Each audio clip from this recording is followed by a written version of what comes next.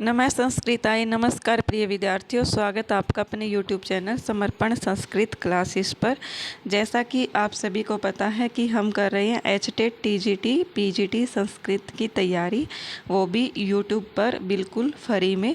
तो अगर आपने अभी तक चैनल को सब्सक्राइब नहीं किया है तो चैनल को सब्सक्राइब कर लीजिए, क्योंकि यहाँ पर आपको डेली सुबह 11 बजे और दोपहर 2 बजे रिकॉर्डिंग सेशन प्रोवाइड किया जाएगा, जिससे आपको आने वाले HTET 2024 के एग्ज़ाम में बहुत फ़ायदा होगा। इसलिए अगर आपने अभी तक चैनल को सब्सक्राइब नहीं किया है तो चैनल को सब्सक्राइब कर लीजिए और अपने फ्रेंड्स में शेयर करना मत भूलिएगा। तो आइए हम शुरू करते हैं आज की क्लास में 8th क्लास की NCERT की पुस्तक, जिसका नाम है रुचिरा तृतीयो भाग। आज तक की क्लास में हमने रुचिरा प्रथमो भाग और रुचिरा द्वितीयो भाग के 2 भाग कर लिए हैं, अर्थात हमारे टोटल 3 क्लासेस हो चुकी है। अब हम रुचिरा तृतीयो भाग, जो हमारी 8th क्लास की पुस्तक है, उसको करेंगे। तो यहाँ पर हम सबसे पहले देखते हैं हमारी जो हमारे पाठ क्या क्या लगे हुए हैं, कौन कौन से पाठ लगे हुए हैं हमारे सिलेबस में। सिलेबस से मीनिंग ये है कि हमारी पुस्तक लगी हुई है पूरी 8th क्लास की, जिसका नाम है रुचिरा तृतीयो भाग। तो यहाँ पर रुचिरा तृतीयो भाग में कौन कौन से लेसन हैं जो हमें करने हैं, और मैं आपको बता देती हूँ कि आपको इतने लेसन्स देख करके घबराना बिल्कुल भी नहीं है, क्योंकि हम 8th क्लास को भी, जैसे हमने 7th क्लास को कंप्लीट किया है 1.5 या 2 घंटे के अंदर, इसी प्रकार से हम ये जो हमारी 8th क्लास की बुक है, इसको भी हम 2 घंटे के अंदर अंदर कंप्लीट कर देंगे, क्योंकि हम सिर्फ़ और सिर्फ एग्ज़ाम ओरिएंटेड चीज़ें पढ़ेंगे, फालतू की चीज़ें हम नहीं पढ़ेंगे। इसलिए आपको सिर्फ वही बताया जाएगा जो आपके एग्ज़ाम में आएगा। इसलिए वीडियो को अंत तक ज़रूर देखिएगा, और आपसे रिक्वेस्ट है कि क्लास को अधिक से अधिक शेयर भी अवश्य कीजिएगा। तो आइए हम शुरू करते हैं। सबसे पहले हम जानते हैं कि कौन कौन से पाठ हैं जो 8th क्लास की बुक में है। तो वो है पहला सुभाषितानि, दूसरा है बिलस्य वाणी न कदापि मे श्रुता, तीसरा है डीजी भारतम, चौथा है हमारा सदैव पुरतो निदेहि चरणम, पांचवा पाठ है कंटकई नैव कंटकम, छठा पाठ है गृहम शून्यम सुताम विना, सातवां पाठ है भारत जनता अहम, आठवां है संसार सागरस्य नायकः, सप्तभगिन्य है 9वां पाठ है, नीति नवनीतम 10वां पाठ है, एकादश हमारा पाठ जो है वो है सावित्री बाई फुल्ले, और उसके बाद है कह रक्षति कह रक्षित है, त्रयोदश पाठ है सीतौ राजते भारत स्वर्ण भूमि ही, 14 पाठ है आर्यभट्ट है, और परिशिष्टम ये हमारा संधि कारक शब्द रूप वगैरह है। तो मैं आपको बता देती हूँ सबसे इम्पोर्टेंट बात कि ये जो TGT की क्लास है, और आप सभी जो भी इसको देख रहे हैं वो ये TGT के स्टूडेंट ही इस क्लास को देख रहे हैं। तो मैं आपको बता देती हूँ कि जो TGT का हमारा सिलेबस है उसमें क्या है, उसमें स्पेशली शब्द रूप को मेंशन नहीं किया गया है। क्या नहीं किया गया है? शब्द रूप को स्पेशल मेंशन नहीं किया गया है TGT के सिलेबस में। PGT के सिलेबस में स्पेशल शब्द रूप दिए गए हैं कि आपको इन शब्द रूपों से क्वेश्चन पूछे जाएंगे। लेकिन मैं आपको बता देती हूँ कि आप TGT के सिलेबस को देखते हुए ये मत सोचना कि हमारे TGT के पेपर में भी शब्द रूप नहीं पूछे जाएंगे। शब्द रूप पूछे जाएंगे। क्यों पूछे जाएंगे? वो इसका कारण ये है कि हमारी जो 6ठी से लेकर के 10वीं तक की पुस्तक है संस्कृत विषय की पाठ्य पुस्तक, उन सभी पुस्तकों में क्या है, हमारे शब्द रूप धातु रूप दिए हुए हैं।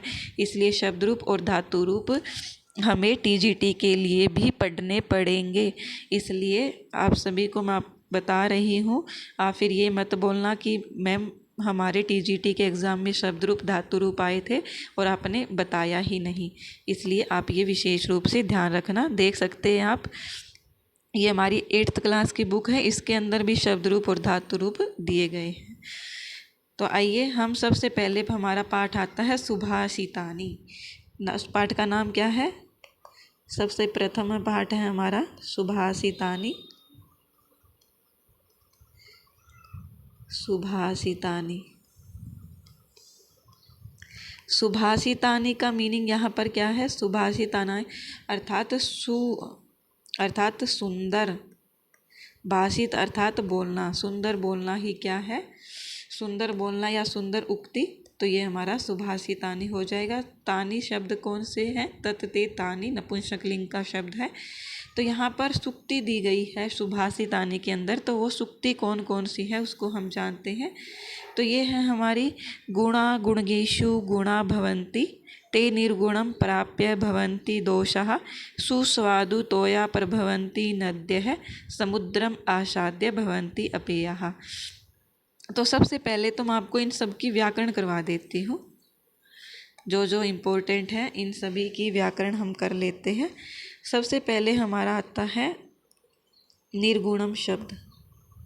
यहाँ गुणगेषु शब्द में क्या है? सप्तमी विभक्ति का, गुणगेषु सप्तमी का बहुवचन, सप्तमी विभक्ति का बहुवचन हो जाएगा। भवंती शब्द आप सभी को पता है, भवतः भवती भवतः भवंती। तो यहाँ पर क्या हो जाएगा? भू धातु लट लकार प्रथम पुरुष का बहुवचन हमारा भवंती शब्द रूप धातु रूप बनता है। क्या है? भू धातु लट लकार प्रथम पुरुष का बहुवचन।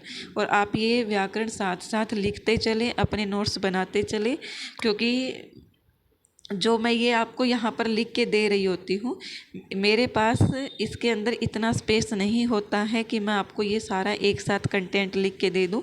इसलिए आप साथ साथ नोट्स बनाते चलिए। अगर आपके पास पुस्तक है अपनी, ये 8th क्लास की या 7th क्लास की या 6th की या जो भी, तो आप उस पुस्तक को उठाइए और उसमें पेंसिल से आप इनको साथ साथ लिखते चलें। जैसे मैं लिख के दिखाती हूँ आपको कि आप भवंती है तो भू धातु लट लकार प्रथम पुरुष, इस प्रकार से। तो ये सभी आपको भी करना है, नोट्स बना लेने हैं अपने अपने। निर्गुणम शब्द क्या है? निर्गुणम शब्द की ये जो व्याकरण है वो क्या है? निर्गुणम शब्द अर्थात गुणानाम अभाव है। निर्गुणम गुणानाम अभाव है। जैसे निर्मक्षिकम होता है, मक्षिकाणाम अभाव है, इसी प्रकार निर्गुणम गुणानाम अभाव है। तो यहाँ पर जो समास है वो कौन सा समास है? अव्ययी भाव समास। कौन सा समास है? अव्ययी भाव समास हमारा हो जाएगा। कौन सा समास हो जाएगा? अव्ययी भाव समास। क्योंकि जो हमारा अव्ययी भाव समास है वो एक अव्यय है, और अव्यय क्या है? नपुंसक लिंग में चलते हैं। क्या है? नपुंसक लिंग में हमारा ये जो अव्यय है ये चलता है। तो यहाँ पर निर्गुणम शब्द, जैसा कि आप सभी यहाँ नकार देख सकते हैं, तो ये हमारा क्या है? अव्ययी भाव समास है। इसका विग्रह हमसे पूछा जाए तो हो जाएगा गुणानाम अभाव है निर्गुणम। फिर भवंती फिर से आ गया, ये हमें पता ही है। प्राप्य शब्द किस प्रकार से बना है? तो प्राप्य शब्द बना है, प्र उपसर्ग है, प्र उपसर्ग पूर्वक आप धातु और लेप प्रत्यय प्राप्य। यहाँ पर लेप प्रत्यय क्यों आया? क्योंकि यहाँ पर लेप प्रत्यय इसलिए आया क्योंकि आगे उपसर्ग जुड़ा हुआ है, इसलिए यहाँ पर प्राप्य शब्द बना है। तो प्राप्य शब्द किस प्रकार से बना है? प्र उपसर्ग पूर्वक आप धातु और लेप प्रत्यय। आगे है सुस्वादु तोयः प्रभवन्ति। प्रभवन्ति किस प्रकार से बना है? तो यह हमारा हो जाएगा प्र उपसर्ग पूर्वक भू धातु लट लकार प्रथम पुरुष का बहुवचन। जैसा कि आप सभी अंति से समझ सकते हैं कि ती तह अंति, तो अंति जो भी शब्द होता है वो क्या होता है? हमारा बहुवचन में होता है। इसलिए प्रभवंती शब्द किस प्रकार से बना है? प्रभवंती बना है प्र उपसर्ग पूर्वक, प्र उपसर्ग पूर्वक भू धातु लट लकार प्रथम पुरुष का बहुवचन, ये हमारा प्रभवंती शब्द बना है। समुद्रम आसाद्य, तो यहाँ पर समुद्रम आसाद्य में संधि कौन सी हो गई है? समुद्र प्लस आसाद, समुद्रम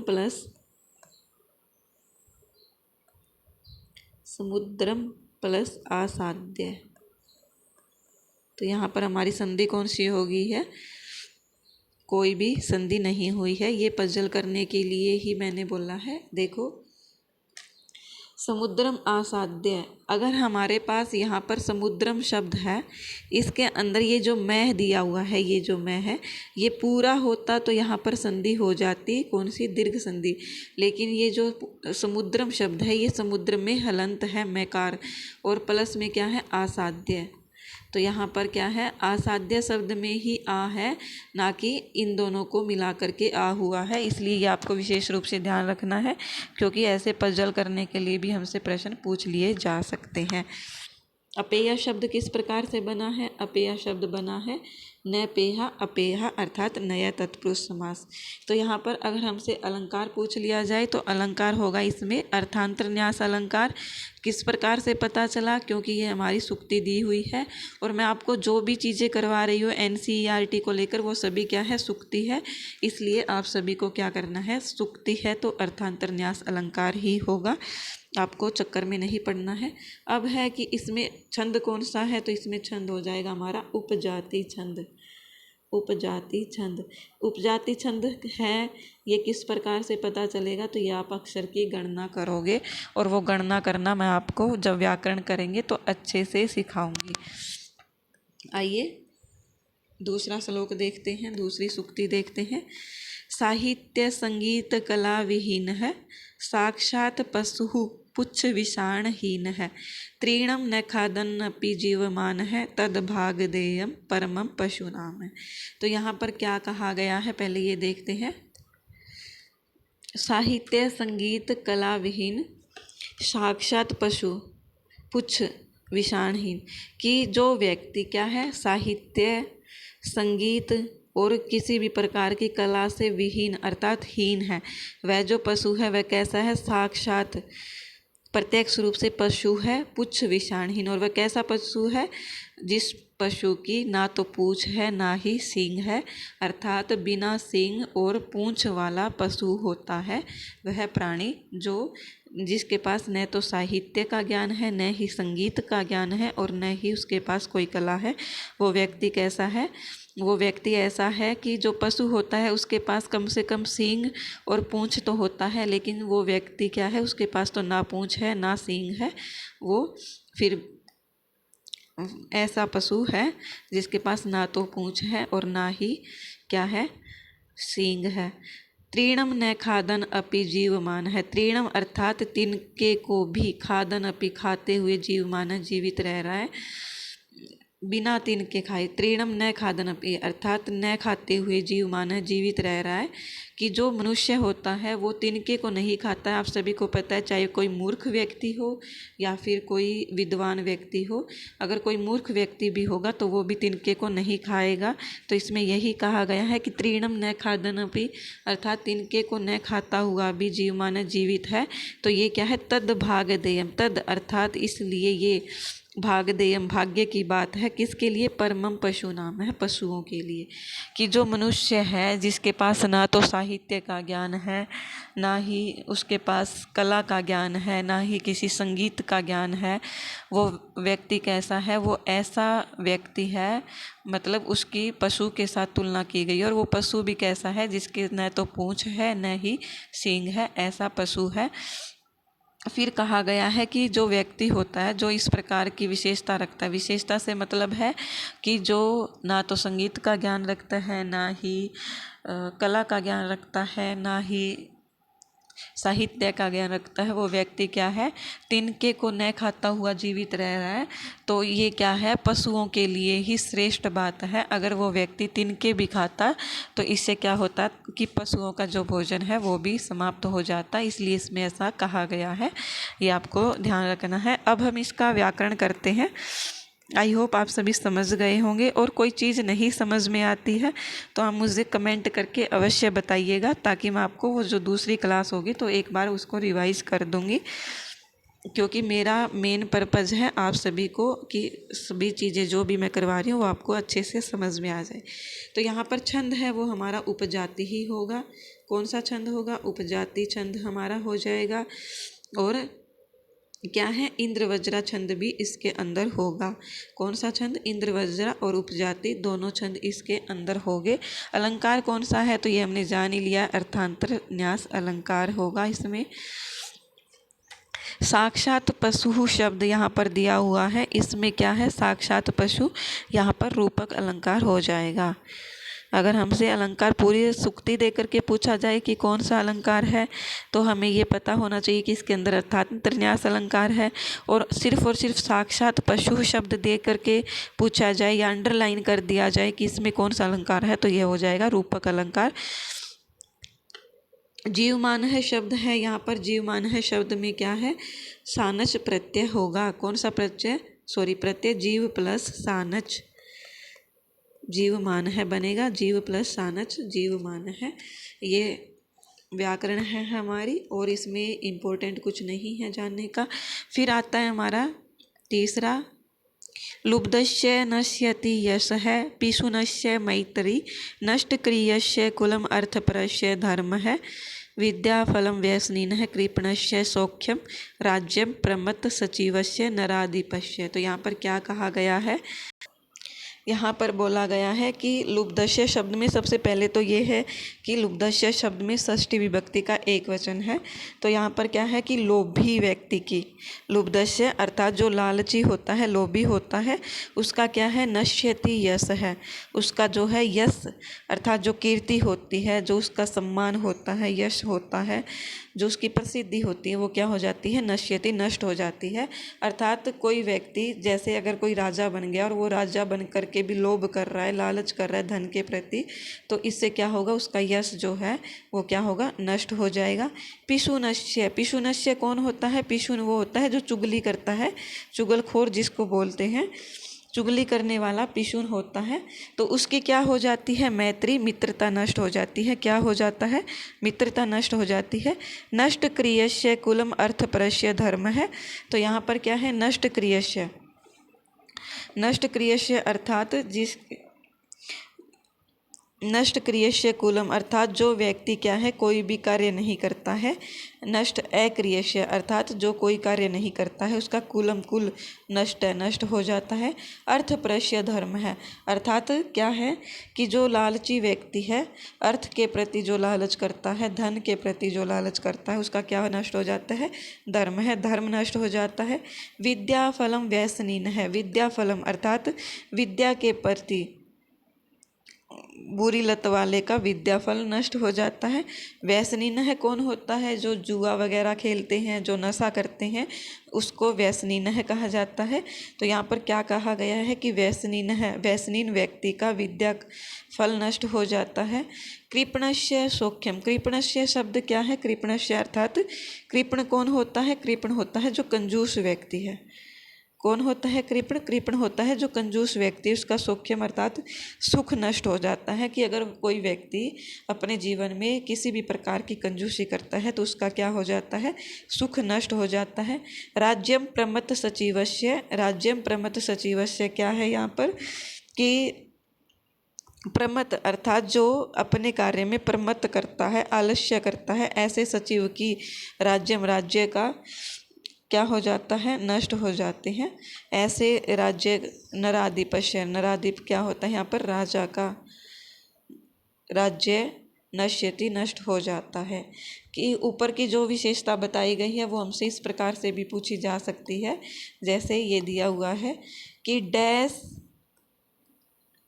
डैश नश्यति यश है, क्वेश्चन मार्क ऑप्शन में दे दिया जाएगा। पिशुनस्य, कुलम अर्थपरस्य, व्यसनीन है, कृपणस्य या फिर लुब्धस्य। तो लुब्धस्य का यश नष्ट होता है।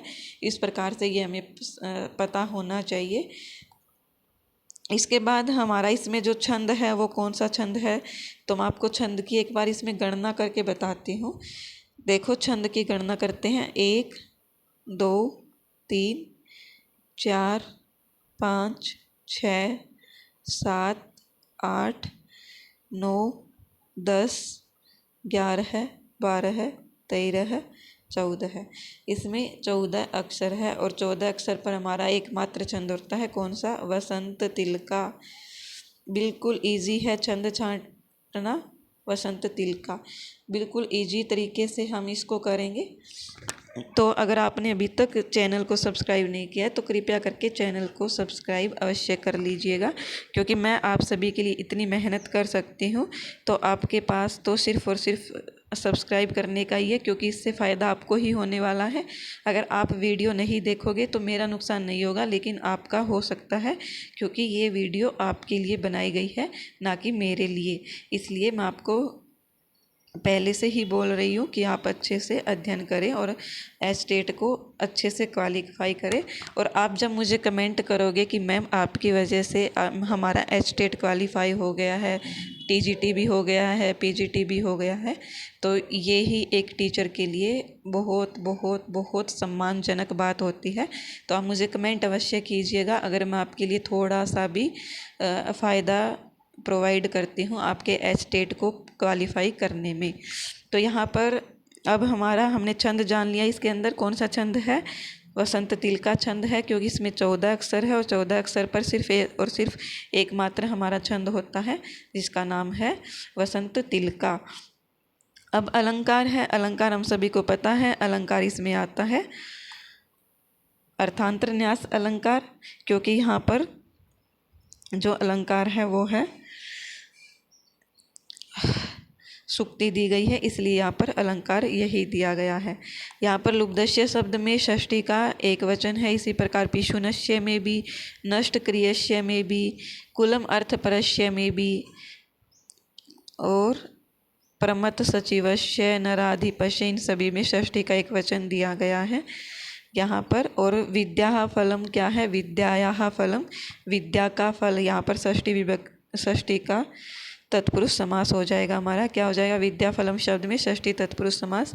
फिर आता है हमारा चतुर्थ जो श्लोक है, पित्वा रसम तु कटुकम मधुरम समानम माधुर्यम एव जन येनम मधुमक्षिकासौ संतस्तथैव सम सज्जन दुर्जननाम श्रुत्वा वचः मधुर सुक्त रसम सृजन्ति। तो यहाँ पर क्या कहा गया है, आइए देखते हैं क्या कहा गया है इसके अंदर। पित्वा रसम तु कटुकम, अर्थात पित्वा क्या है यहाँ पर? पी करके। पी करके, पित्वा शब्द में क्या है? पा धातु और तवा प्रत्यय हो जाएगा। क्या हो जाएगा? पा धातु तवा प्रत्यय, पित्वा शब्द बनता है हमारा। अर्थात पी करके, रसम रस को, तू कटुकम मधुरम समानम। कटुकम क्या है? कटुकम है कड़वा, अर्थात जो खारा भी जिसको हम बोल सकते हैं, जो कड़वा है, चरचरा भी बोल सकते हैं। मधुरम मधुर मीठा, समानम समान रूप से। माधुर्यम एव जनयेन मधुमक्षिकासौ, माधुर्यम एव मधुरता को ही, मधुरता अर्थात मिठास को ही, मीठेपन को ही, जनयेनम, जनयेनम क्या है यहाँ पर? जनयेत मधुमक्षिकासौ। जनयेत शब्द है यहाँ पर जनयेत। जनयेत अर्थात उत्पन्न करती है। क्या उत्पन्न करती है? मधुमक्षिकासौ। कौन उत्पन्न, जनयेत उत्पन्न करती है। कौन उत्पन्न करती है? तो यहाँ पर हो जाएगा मधुमक्षिकासौ। मधुमक्षिका आप सभी को पता है कौन होती है, और इसमें संधि दी गई है मधुमक्षिका प्लस आसौ, असौ। तो यहाँ पर संधि कौन सी हो जाएगी? मधुमक्षिका प्लस असौ, इसमें संधि हो जाएगी हमारी दीर्घ संधि। कौन सी संधि हो जाएगी? दीर्घ संधि। और जनयेत प्लस मधुमक्षिकासौ, ये हमारा जनयेत अर्थात जो क्या कहा गया इन दो लाइनों में, मैं आपको संक्षेप में बताती हूँ कि जो हमारी मधुमक्षिका होती है, मधुमक्खी जो होती है, वो क्या करती है कि कड़वे रस को भी ग्रहण करती है और मीठे रस को भी ग्रहण करती है। लेकिन जब हमें प्राप्त होता है तो वो क्या होता है? सिर्फ और सिर्फ मधुर या मीठा शहद ही प्राप्त होता है। तो इसमें यही कहा गया है कि पी करके रसम तुरस को कटुकम मधुरम समानम, अर्थात कड़वे और मीठे दोनों को समान रूप से पी करके मधुर्यम एवं मीठे ही उत्पन्न करती है मधुमक्षिकासु। इसी प्रकार संतस्तेव तथैव, तथैव से क्या है यहाँ पर? तथा धन एव, क्या है? तथा धन एव यहाँ पर संधि कौन सी हो गई है, आप मुझे कमेंट करके बताओगे कि तथा दन एव में संधि कौन सी हो गई है। और आप जब कमेंट करो तो आप साथ में ये ज़रूर लिखिएगा कि तथैव शब्द है और उसके बाद आप ये संधि लिखिएगा कि ये संधि है, क्योंकि मुझे याद नहीं रहता है कि मैंने आपसे क्या क्वेश्चन पूछा है और फिर आप सीधा ही कमेंट कर देते हो तो मुझे कुछ समझ में नहीं आता है। इसलिए आपसे जो भी क्वेश्चन पूछा जाए आप साथ में उस क्वेश्चन को भी लिखना। जैसे अभी मैंने तथैव में संधि पूछी है तो आप साथ में तथैव शब्द भी लिखोगे, उसके बाद लिखोगे कि इसमें संधि कौन सी होगी। तथैव अर्थात उसी प्रकार से संत, जो संत लोग हैं वो क्या है, सम सज्जन दुर्जना नाम, सज्जन व्यक्तियों से और दुर्जन व्यक्तियों से भी समान व्यवहार करते हैं। श्रुत्वा वचः मधुर सुक्त रसम सृजन्ति, दुर्जन व्यक्तियों के वचनों को भी सुनते हैं समान रूप से और सज्जन व्यक्तियों के वचनों को भी सुनते हैं समान रूप से, लेकिन क्या करते हैं, मधुर सुक्त रसम को ही उत्पन्न करते हैं, मधुर वचन को ही बोलते हैं, चाहे उन्होंने किसी के कड़वे वचन सुने हो या फिर किसी के मीठे वचन सुने हो, लेकिन वो फिर भी अपने मीठे वचन ही बोलते हैं, ऐसा इसमें कहा गया है। अब हम इसमें थोड़ा वो जान लेते हैं कि इसमें छंद और अलंकार। अलंकार आप सभी को पता है क्योंकि ये सूक्ति है तो इसमें अर्थांतर न्यास अलंकार है। छंद कौन सा है, छंद हम गणना करते हैं तो 1 2 3 4 5 6 7 8 9 10 11 12 13 14 है। तो 14 में हमने बताया था अभी कि 14 में एकमात्र छंद हमारा होता है वसंत तिल का। तो ये हमारा वसंत तिल का इसके अंदर छंद हो जाएगा। हमने पित्वा शब्द का व्याकरण देख लिया है, पा धातु त्वा प्रत्यय हो जाएगा। और मधुमक्षिकाशव में भी हमने जान लिया। तथैव का आप बताओगे मुझे कमेंट करके। यहाँ पर संत है तथैव में संत है प्लस तथा, तो यहाँ पर स जो हो गया इसमें कौन सी संधि है, संतस्त, अर्थात इसमें विसर्ग संधि हो जाएगी। और सुक्त जो है सु प्लस उक्त, ये सुक्त जो शब्द बना हुआ है इसमें क्या है, सुधन उक्त, और इसमें संधि कौन सी हो जाएगी, तो इसमें संधि हो जाएगी दीर्घ संधि, क्योंकि उ और उ को मिला करके दीर्घ उ हो गया है हमारा सुक्त। तो ये सृजंती। और सृजंती शब्द किस प्रकार से बना है, तो सृजंती बना है सृज धातु लट लकार प्रथम पुरुष का बहुवचन, ये हमारा सृजंती धातु रूप बन जाएगा। फिर आता है हमारा 5वां, विहाय पौरुषम यो ही दैवम एव अवलंबते प्रसाद सिंहवत तस्य मूर्धनि तिष्ठन्ति वायसः। मैं आपको बता देती हूँ कि हमें किसी प्रकार की कोई जल्दी नहीं है, इसलिए प्लीज़ थोड़ा सा पेशेंस रखिए। क्लास थोड़ी सी लेंथी हो सकती है लेकिन आपके लिए बहुत फ़ायदेमंद होगी। आपके ये जो सूक्ति मैं करवा रही हूँ ना, ये सूक्ति आपको पेड कोर्स में भी नहीं दी जाती है। इतनी मतलब मैंने जो भी करवाया है अभी तक की क्लासेस में और आगे जो भी करवाऊंगी, आपकी NCERT की बुक से 6ठी से लेकर के 12वीं तक की बुक से एक भी सूक्ति नहीं बचेगी, ये मेरी गारंटी है। और वो भी 100% मेरी गारंटी है कि हम सारी सूक्ति कंप्लीट करेंगे। आपको कभी भी ये नहीं लगेगा, अगर आपने मेरी क्लास देखी है तो आपको कभी भी ये नहीं लगेगा कि ये सूक्ति तो मैंने कभी पढ़ी ही नहीं है। इसलिए प्लीज़ आप क्लास को अंत तक अवश्य देखिएगा। कहीं आप ये सोचो कि मैम सूक्ति ही सूक्ति करवा रही है, तो ये सूक्ति भी आपके लिए बहुत इम्पोर्टेंट है। और हो सकता है कि ये स्टेट में सिर्फ 1 या 2 ही पूछी जाए, लेकिन और भी बहुत से एग्ज़ाम होते हैं जिसमें हमसे सूक्ति पूछी जाती है। और अदर टीचर जो होते हैं वो इनका पेड कोर्स देते हैं और मैं आपको ये फ्री में दे रही हूँ, इसलिए आप इसका लाभ उठाइएगा और क्लासेस को अधिक से अधिक शेयर कीजिएगा। तो यहाँ पर हमारा जो है विहाय पौरुषम क्या दिया गया है कि विहाय अर्थात विहाय पर यहाँ पर क्या है, विहाय में छोड़ करके, क्या छोड़ करके, पौरुषम, पौरुषता को, मेहनत को, यो ही जो व्यक्ति देवम अवलंबते, देवम अर्थात देवम क्या है, भाग्य के, अवलंबते सहारे बैठ जाते हैं, भाग्य के सहारे बैठ जाते हैं। अगर कोई व्यक्ति मेहनत नहीं कर रहा है और फिर ये सोचे कि मैं एग्ज़ाम देने जा रहा हूँ और मेरा एग्ज़ाम किस्मत ही मुझे पास करवा देगी, तो ऐसा कभी भी नहीं होता है। अगर कोई भी कैंडिडेट या स्टूडेंट ये बोलता है कि मैंने एग्ज़ाम दिया है और मेरा एग्ज़ाम क्वालिफाई हो गया और मैं तो बिल्कुल भी नहीं पढ़ा, तो ये मान के चलिए कि उसका 100% झूठ है। उसने जितनी मेहनत की है उस एग्ज़ाम को क्वालिफाई करने के लिए, वो आपसे कभी शेयर नहीं करेगा कि मैं दिन रात पढ़ता था, मैं इतने घंटे पढ़ता था। वो सिर्फ़ और सिर्फ आपको यही बोलेगा कि मैंने तो बिल्कुल भी पढ़ाई नहीं की है। जैसे मेरे एग्ज़ाम क्वालिफाई हो चुके हैं, तो अगर मुझसे कोई पूछता है तो मैं यही बोलती हूँ कि अरे क्यों चिंता कर रहे हो, कुछ पढ़ने की आवश्यकता नहीं है। मैं खुद 2-2 घंटे पढ़ती थी। लेकिन सच्चाई ये है कि जब हम एग्ज़ाम क्रैक करना होता है, हमने मकसद ठान लिया होता है, तो हमें क्या है, हमें ये नहीं देखना होता कि अभी हमारे पास समय है कि नहीं है। मैं आप सभी को बता देती हूँ कि जब हमारी बीएड के एग्ज़ाम चल रहे थे, हमारे, तब भी मैं क्या करती थी, बीएड को सिर्फ 2 घंटे का टाइम देती थी, सिर्फ और सिर्फ 2 घंटे। और बीएड भी मेरी क्वालिफाई हो गई और साथ में मैं यूजीसी नेट की तैयारी कर रही थी और मेरा यूजीसी नेट भी क्वालिफाई हो गया और जेआरएफ भी हो जाता। क्या हो जाता? जेआरएफ भी हो जाता, लेकिन सिर्फ और सिर्फ 1 नंबर मीन्स एक क्वेश्चन की वजह से मेरा जेआरएफ रह गया। जब मेरा नेट क्वालिफाई हुआ उस टाइम कट ऑफ गई थी 198 की जेआरएफ की, और मेरा जो नेट हुआ था वो 196 पर हुआ था। बड़े दुख की बात थी, लेकिन फिर भी कोई चिंता का विषय नहीं है। शायद एक क्वेश्चन, मतलब ऐसी चीज़ों में हो सकता है कि हमारे किस्मत साथ नहीं दे रही थी, भाग्य साथ नहीं दे रही थी, लेकिन क्या है कि हमें एक उपलब्धि तो मिली है कि हमारे पास नेट है, हम असिस्टेंट प्रोफेसर बनने के लायक हैं। और मैं आपको बता ही चुकी हूँ कि मैंने बीएड की थी, तब मैं सिर्फ और सिर्फ बीएड को एग्ज़ाम के टाइम भी 2 घंटे देती थी।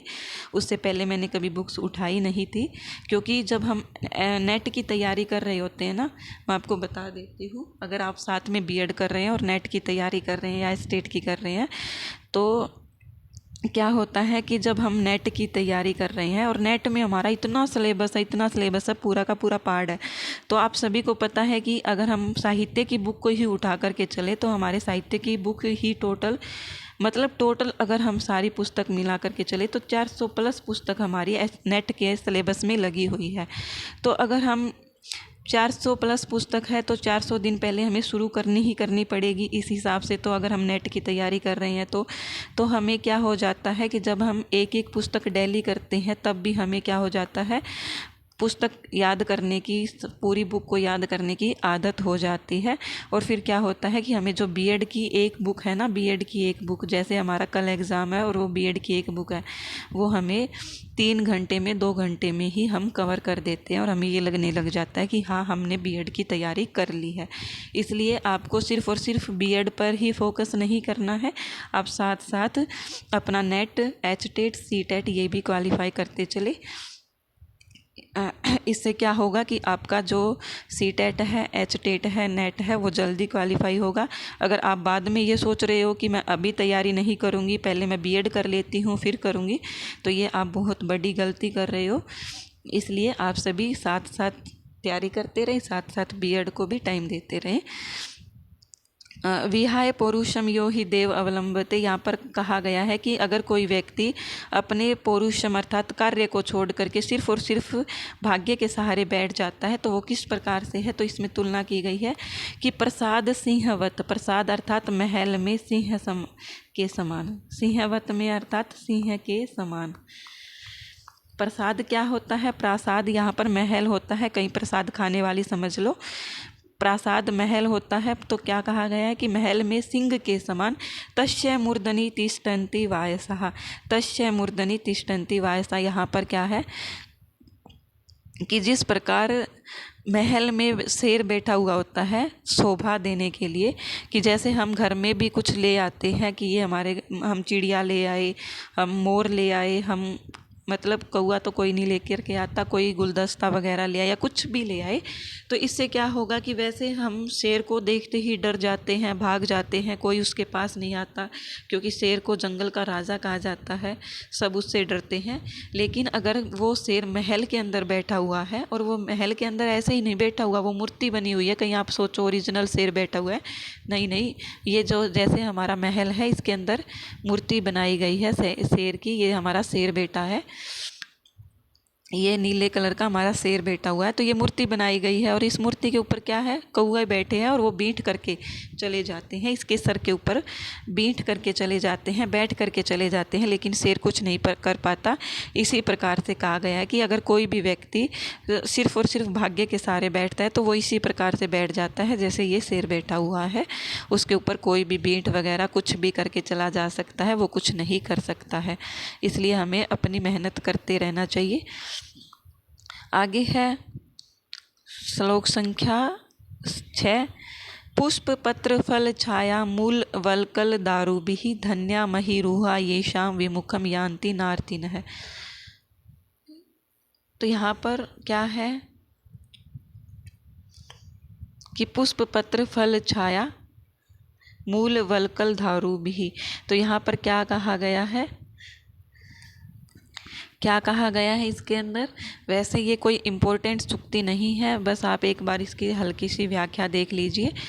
पुष्प पत्र फल छाया मूल वल्कल दारुभिः, दारुभिः क्या होता है, वृक्ष, कि ये सभी क्या है, धन्या महीरुहा, महीरुहा क्या है, हमारी पृथ्वी, जो इन सभी चीज़ों से युक्त है, वो हमारी जो पृथ्वी है वो क्या है, धन्या धन्य है। ये शाम विमुखम यान्ति नार्तिन, ये शाम जिससे कोई भी आर्थिना अर्थात जो जिस भी व्यक्ति को कुछ भी चाहिए होता है, कोई कुछ भी मांगता है पृथ्वी से, वो सभी हमें जो हमारी पृथ्वी है वो प्रोवाइड कर देती है, प्रदान कर देती है, ऐसा ही इसमें कहा गया है। इसके बाद है, इसमें भी इतनी इम्पोर्टेंट नहीं है लेकिन फिर भी, चिंतनीया ही विपदाम आदाव एव प्रतिक्रिया न कूप खननम युक्तम प्रदीपते वहनीना ग्रहे। तो यहाँ पर क्या कहा गया, यहाँ पर बहुत अच्छी लाइन कही गई है, वेरी वेरी इंपॉर्टेंट है ये, मैंने ऐसे ही बोल दिया बिना पढ़े, बहुत अच्छी लाइन कही गई है कि चिंतनीया ही विपदाम, विपदा में विपत्ति के आने से पहले ही, आदौ एव आने से पहले ही चिंतन कर लिया जाना चाहिए। कि अगर हमारे पास, जैसे अभी मैं आपको एक एग्जांपल देती हूँ कि हमने एस्टेट का पेपर दे दिया और हमें लग रहा है कि हमारा एस्टेट क्वालिफाई नहीं होगा, तो हमें क्या करना चाहिए, दोबारा, मतलब एस्टेट तो वैसे 1 साल के बाद होता है, तो कोई और एग्ज़ाम का एग्ज़ाम्पल उठा सकते हैं आप। जैसे अभी मैं आपको बता देती हूँ, आपसे क्या छुपाना, मैंने अभी जैसे टीजीटी चंडीगढ़ का एग्ज़ाम दिया था, ठीक है, टीजीटी चंडीगढ़ का एग्ज़ाम दिया था, और मैंने टीजीटी चंडीगढ़ का एग्ज़ाम, पहले एग्ज़ाम को देखते ही पहचान लिया था कि मेरा जो पहला पेपर है वो मुझे कहाँ ले जा कर के छोड़ देगा, क्योंकि यूट्यूब पर आंसर की मिलाने से भी मेरे 20 नंबर नहीं बन रहे थे। फर्स्ट पेपर में मैं पढ़ के गई थी, फर्स्ट पेपर में सिर्फ़ और सिर्फ जो हमारे लेवल का होता है, जैसे मैंने मैथ वगैरह नहीं देखे थे, ना ही इंग्लिश वगैरह देखा था, मैंने देखा था कंप्यूटर। तो कंप्यूटर में हमसे प्रैक्टिकल पूछ लिया गया जो मेरे बस की बात नहीं थी, और मेरे सिर्फ़ और सिर्फ उसमें 19 नंबर बने, और मुझे पता लग गया कि मैं कितने पानी में हूँ फर्स्ट पेपर में। तो सेकंड पेपर का देने का कोई मीनिंग नहीं बनता था, कोई औचित्य नहीं बनता था, लेकिन मैं फिर भी इसलिए देने गई कि इससे क्या होगा कि हमें एक नॉलेज सा हो जाएगा कि हाँ, हम संस्कृत में कितने पानी में हैं, कितना हम पढ़ रहे हैं। संस्कृत में मेरे अच्छे नंबर बन गए, लेकिन फर्स्ट पेपर की वजह से मैं टीजीटी चंडीगढ़ के एग्ज़ाम से बाहर हो गई। तो मैंने क्या किया, जैसे ही टीजीटी चंडीगढ़ का एग्ज़ाम दिया और घर वापस आई, उसके 2 या 3 दिन बाद मैंने DSSB टीजीटी की तैयारी शुरू कर दी। DSSB टीजीटी की तैयारी शुरू कर दी। क्यों कर दी? क्योंकि मुझे पता है कि मेरा चंडीगढ़ टीजीटी का एग्ज़ाम नहीं होगा। अगर ये पता होता कि ये क्लियर हो जाएगा, इसमें मेरे अच्छे नंबर बन रहे हैं, तो अलग बात थी। लेकिन मैं पहले पेपर से ही बाहर हो चुकी थी, तो कट ऑफ और इनके चक्कर में तो मुझे पढ़ना ही नहीं था। इसलिए कहा गया है कि विपत्ति आने से पहले ही अपना चिंतन पहले ही कर लीजिए। आई होप आप समझ गए होंगे। न कूप खननम युक्तम प्रदीप्ते वहनिना गरिहे, कि कुआं खोलने के बाद कूप खननम युक्तम अर्थात कुआं खोदने के बाद नहीं, यहाँ पर होगा कि प्रदीप्ते वहनीना गरिहे। प्रदीप्ते अर्थात प्रदीप्त हो जाती है, ज्वलित हो जाती है। वहनीना अग्नि, वहनीना क्या है? अग्नि। गृह घर में, कि अगर हमारे घर में आग लग गई है और आग लगने के बाद हम कूप खननम कुएं को खोद रहे हैं, तो ये हमारे लिए बिल्कुल भी अच्छी बात नहीं है। क्योंकि कब तक कुआं खोदेगा और कब तक हम आग बुझाएंगे? क्योंकि घर में तो आग लगने के बाद हमें जल्द से जल्द पानी मिल जाता है, तब भी हमारा सारा सामान जल जाता है। तो कुआं खोदने में तो कम से कम हमें 10-15 दिन लग जाएंगे, तब तक तो सब कुछ राख होकर के भी राख भी जा चुकी होगी। इसीलिए कहा गया है कि कोई भी विपत्ति आपके जीवन में आए, उससे पहले ही उस विपत्ति का निवारण कर लीजिए। बहुत बहुत अच्छी लाइन है।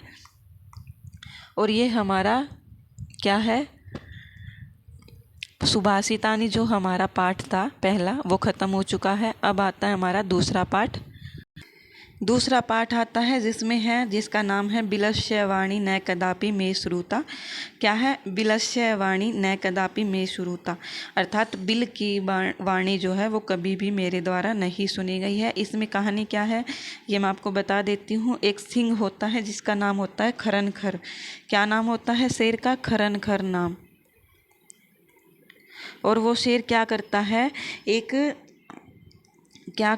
एक श्रृगाल होता है, उसकी गुफा में जा कर के बैठ जाता है। और जो श्रृगाल होता है वो बहुत चतुर होता है, उसको पंजे दिखाई देते हैं। किसके पंजे? शेर के गुफा की तरफ जाते हुए, लेकिन वापस आते हुए दिखाई नहीं देते हैं। तो इससे श्रृगाल सचेत हो जाता है और वो ये सोचने लगता है कि ज़रूर इसके अंदर कोई ना कोई जानवर गया है जो मुझे अंदर जाते ही खा जाएगा। तो इससे वो क्या करता है, एक युक्ति लगाता है।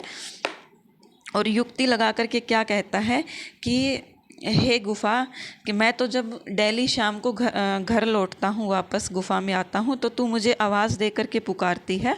तो अभी तू मुझे आज आवाज़ दे करके क्यों नहीं पुकार रही है? क्या तू आज मेरे से बात नहीं करना चाहती? क्या तू नहीं चाहती कि मैं तेरे मतलब अंदर आऊँ, भीतर आऊँ? तो इस पर क्या है, शेर होता है वो भोला होता है, वो समझता है कि ये गुफा सच में बोलती होगी। और शेर क्या करता है, आवाज़ देता है कि हे श्रृगाल, आप अंदर आ जाइए, मैं आपसे बिल्कुल भी नाराज़ नहीं हूँ। इस प्रकार से मतलब कुछ भी बोलता है शेर। और इससे वो जो श्रृगाल है वो समझ जाता है कि हाँ, इसके अंदर ज़रूर शेर बैठा हुआ होता है। और वो श्रृगाल जो है भाग जाता है यहाँ से। सिर्फ़ और सिर्फ इसमें यही कहानी है, इसमें हमें और कुछ इम्पोर्टेंट नहीं जानना है। और मैं आपको बता देती हूँ कि ये जो पाठ है बिलस्य वाणी न कदापि मे श्रुता, बिलस्य वाणी, ये बात कौन बोलता है? तो ये बोलता है श्रृगाल। क्यों बोलता है? क्योंकि जब बिल की आवाज़ आती है तो श्रृगाल कहता है कि मैंने तो आज तक बिल की आवाज़ नहीं सुनी, फिर आज कैसे बोल गया?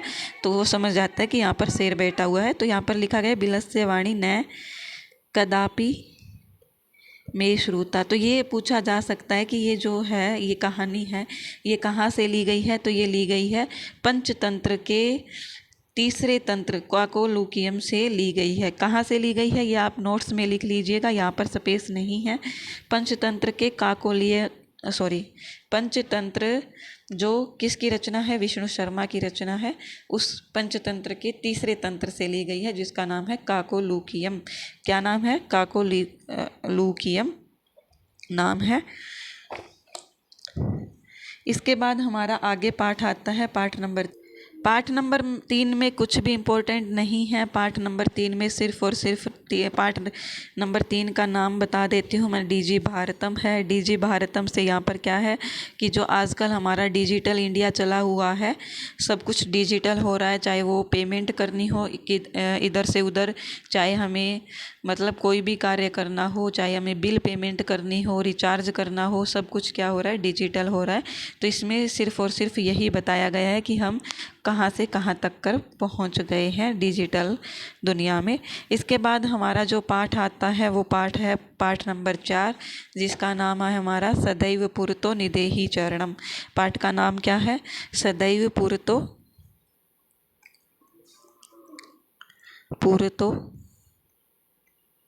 निदेहि चरणम। ये जो हमारा पाठ है सदैव पुरतो निदेहि चरणम, ये किसके द्वारा लिखा गया है? तो ये लिखा गया है श्रीधर भास्कर वर्णेकर। किसके द्वारा? श्रीधर भास्कर वर्णेकर। ये हमारा पाठ नंबर 4 है और ये सदैव पुरतो निदेहि चरणम आपको बता देती हूँ कि हमारे 2022 के प्रीवियस ईयर के जो एग्ज़ाम था उसके अंदर पूछा गया था कि सदैव पुरतो निदेहि चरणम, ये जो कविता है या ये पंक्ति है या ये श्लोक है या फिर ये पाठ जो है ये किसके द्वारा लिखा गया है? तो ये लिखा गया है श्रीधर भास्कर वर्णेकर के द्वारा लिखा गया है। तो ये हमें पता होना चाहिए। अब हम श्रीधर भास्कर वर्णेकर के बारे में जानते हैं। तो श्रीधर भास्कर वर्णेकर का समय क्या है? तो समय हो जाएगा 1918 से 2005 के बीच इनका समय है। नागपुर विश्वविद्यालय में ये संस्कृत विभाग के अध्यक्ष रहे थे और इन्होंने 3 खंडों में संस्कृत वाङ्मय कोश का संपादन किया है। कितने खंडों में? 3 खंडों में संस्कृत वाङ्मय कोश का संपादन किया गया है। इनकी रचनाएं कौन कौन सी है? तो ये हमसे पूछी जाती है और ये वेरी वेरी वेरी इंपॉर्टेंट चीज़ें हैं कि अगर हमसे कोई कवि दिया गया है तो उनका रचना काल पढ़ना और उनकी रचनाएं पढ़ना very very very very important है। आप जितना मर्जी इन पर सटार लगा सकते हैं। तो इसमें जो इनकी रचनाएं हैं वो कौन कौन सी है? शिवराजोदयम और विवेकानंद विजयम। तो आप इसके अगर साउंड देखेंगे तो विजयम और ज्योदयम सेम सेम सी साउंड लग रही है। तो ये किसकी रचना है? ये हो जाएगी श्रीधर भास्कर वर्णेकर की। किसकी रचना है ये? श्रीधर भास्कर वर्णेकर की। सदैव पुरतो निदेहि चरणम, ये हमारा चौथा पाठ था। जो क्या इसका अर्थ क्या है? इसका अर्थ है कि सदैव हमेशा, हमेशा पुरतो यहाँ पर क्या है? आगे की ओर, हमेशा आगे की ओर, चरणम चरण को, पैरों को, निदेहि रखना चाहिए। क्या करना चाहिए? हमेशा चरणों को आगे की ओर रखना चाहिए। आई होप आप समझ गए होंगे। आगे हमारा पाठ आता है पाठ नंबर 5। क्या है पाठ नंबर 5? तो उसको हम देखते हैं। पाठ नंबर 5 का नाम क्या है? कंटकेनैव कंटकम। क्या नाम है पाठ का? कंटकेन एव कंटकम। कांटे से ही कांटे को निकाला जाता है। तो यहाँ पर हमसे इसमें क्या चीज़ इम्पोर्टेंट है ये पूछी जा सकती है। तो मैं आपको ये बता देती हूँ।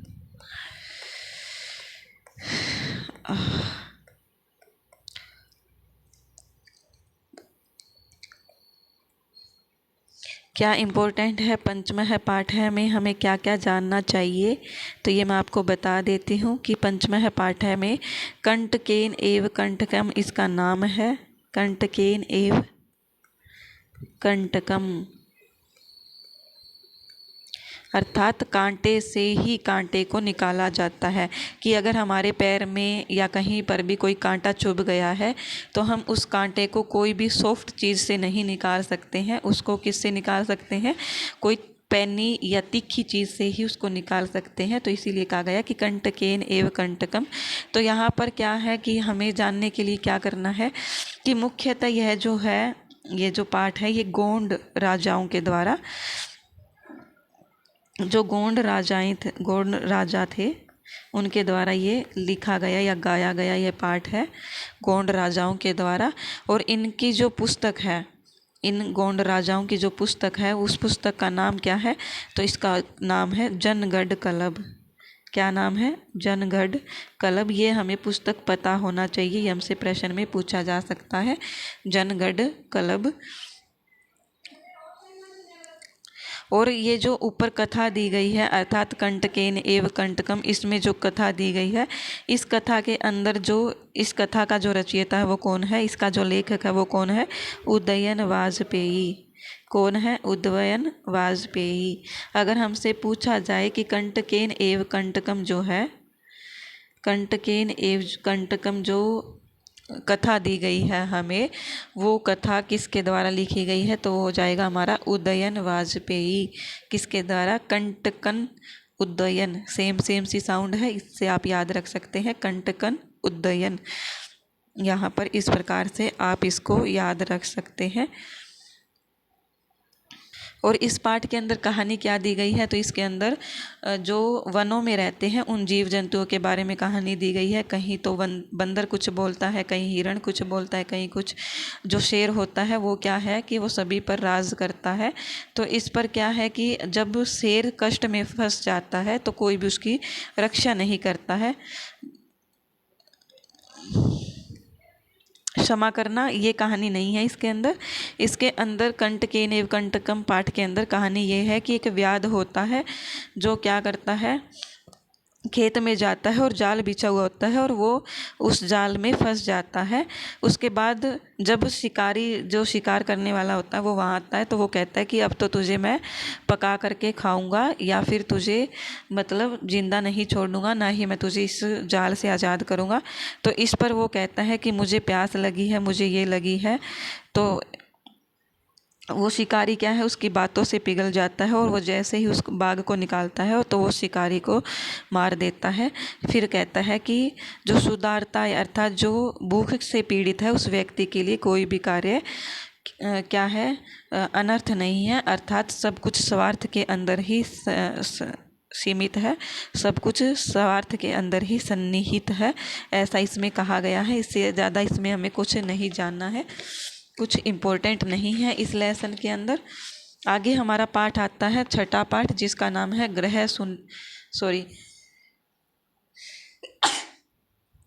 क्षमा करना, जिसका नाम है गृहम शून्यम सुताम विनाश।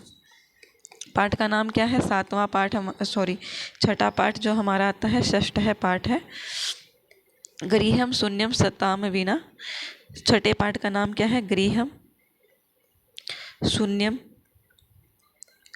सुताम विना। कि जो हमारा घर है वो क्या है? सुताम क्या होता है? पुत्री के बिना शून्य है। यहाँ पर कन्याओं की हत्या जो हो रही है उनके ऊपर रोक लगाया गया है और इसी से विषय से संबंधित इसके अंदर कहा गया है कि बेटी के बिना घर सूना है, इसलिए बेटी को गर्भ में उसकी मृत्यु मत कीजिए, उसको जन्म लेने दीजिए। और इसमें कुछ इम्पोर्टेंट नहीं है। फिर आता है हमारा पाठ नंबर 7, जिसका नाम है भारत जनता अहम।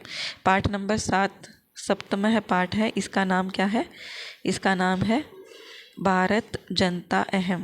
क्या नाम है? भारत जनता अहम, अर्थात मैं भारत की जनता हूँ। मैं भारत की क्या हूँ? जनता हूँ। इसमें भारत के लिए ही कहा गया है, इसमें भी हमारे लिए कुछ इम्पोर्टेंट नहीं है पढ़ने का, लेकिन हमें इसके अंदर जो इस भारत जनता पाठ को लिखा है, इस कवि के बारे में हमें जानना है, तो वो हम जान लेते हैं। भारत जनता अहम कवि, इसके कवि कौन है? तो यह कविता जो है वो आधुनिक कवि डॉक्टर रमाकांत शुक्ल के द्वारा लिखी गई है। किसके द्वारा? डॉक्टर रमाकांत शुक्ल के द्वारा लिखी नहीं गई है। ये जो कवि है डॉक्टर रमाकांत, इनके काव्य संग्रह से ये ली गई है, लिखी नहीं गई है। कि मतलब समझ लो कि लिखी भी इन्होंने ही है। फिर हमसे प्रश्न में ये नहीं पूछा जाएगा कि लिखी किसने है, हमसे पूछा जाएगा कि भारत जनता अहम, यह जो काव्य है या ये जो कविता है, ये किसके ग्रंथ से ली गई है? तो ये ली गई है रमाकांत शुक्ल के काव्य संग्रह से ली गई है। ये हमें पता होना चाहिए। अब हमारा आता है कि डॉक्टर रमाकांत शुक्ल का जो इनको सम्मान मिला है, वो सम्मान या उपाधि कौन कौन सी है? तो इनको एक सम्मान मिला है डॉक्टर रमाकांत शुक्ल। आप ये नोट्स बना ले, बहुत बहुत काम का है। डॉक्टर रमाकांत शुक्ल, डॉक्टर रमाकांत शुक्ल को सम्मानित किया गया था किन किन चीज़ों से? तो वो मैं बताती हूँ। तो वो हमारा हो जाएगा राष्ट्रपति सम्मान, राष्ट्रपति सम्मान, और दूसरा हो जाएगा हमारा पद्मश्री सम्मान। क्या है? पद्मश्री सम्मान। तो मैं आपको बता देती हूँ कि अभी तक हमने जितनी भी क्लासेस देखी है 6ठी 7वीं 8वीं की, तो सबसे पहले ये हमारे कवि हुई है कवि हुई नहीं है, कवि हुए हैं डॉक्टर रमाकांत शुक्ल, जिनको पद्मश्री सम्मान से और राष्ट्रपति सम्मान से नवाजा गया है। इससे पहले ऐसे कोई भी कवि या लेखक या कुछ भी नहीं आए हैं जिनको सम्मानित किया गया हो। तो ये हमारा हो जाएगा राष्ट्रपति सम्मान और पद्मश्री सम्मान रमाकांत शुक्ल का। इसके बाद है कि इनकी जो रचना है, काव्य रचना, वो कौन कौन सी है। तो काव्य रचना हमारी हो जाएगी, इसकी काव्य रचना हो जाएगी भाति में भारतम, भाति में भारतम। ये सभी रचना हमें पता होना चाहिए, क्योंकि हमसे प्रश्न में पूछा जा सकता है कि इनमें से डॉक्टर रमाकांत शुक्ल की रचना कौन सी नहीं है। इसके बाद दूसरी है जय भारत भूमि, जय भारत भूमि। तीसरी रचना है भाति मॉरिशसम, भाति मॉरिशसम। चौथी जो हमारी रचना है वो है भारत जनता अहम, भारत जनता अहम। ये जो हम पाठ पढ़ रहे हैं वही है। और छठी हो जाएगी सर्व शुक्ला, सर्व शुक्ला। सातवीं हो जाएगी सर्व शुक्लोत्तरा, सर्व शुक्लोत्तरा। आशा द्विशती अगली हमारी रचना है आशा द्विशती। आप लिखा हुआ मत जाना, क्योंकि यहाँ पर जो मेरे पास लिखने की सुविधा वो इसी प्रकार की है। मैं लिखती बहुत सुंदर हूँ, आप सभी को पता भी है, लेकिन यहाँ पर जो डिजिटल लिख रही हूँ यहाँ पर पेन से, तो इससे लिखाई ही ऐसी हो रही है। वैसे कॉपी में मैं बहुत अच्छा लिखती हूँ, मैं खुद ही बढ़ाई कर लेती हूँ, आप लोग तो करते नहीं हो कमेंट। मजाक कर रही थी। चलिए, आशा द्विशती। इसके बाद है आगे मम जननी। कौन सी रचना है? मम जननी और राजधानी। ये सभी क्या है? काव्य संग्रह है। किसके है? डॉक्टर रमाकांत शुक्ल के। अब करते हैं नाट्य संग्रह। नाट्य रचना जो है इनकी, डॉक्टर रमाकांत शुक्ल की नाट्य रचना कौन कौन सी है? तो वो है हमारी नाट्य रचना पंडित राजियम। क्या है? पंडित राजियम। दूसरी रचना है अभिशापम, अभिशापम। तीसरी रचना है पुरश्चरण कमलम, पुरश्चरण कमलम। और चौथी रचना है नाट्य सप्तकम। ये नाट्य संग्रह है।